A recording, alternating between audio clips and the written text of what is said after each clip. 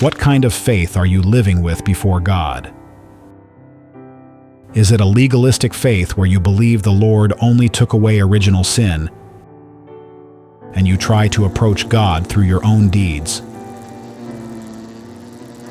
Or is it a faith that believes in the gospel of the water, baptism, and the blood of Jesus, through which He removed not only original sin, but also all the sins committed throughout your life, once and for all? We must recognize our weakness before God. It was not human righteousness, but God's superior love that saved sinners through His baptism and the cross. The gospel of the water and the Spirit is the love of God that abundantly saves all mankind from all the sins of the world.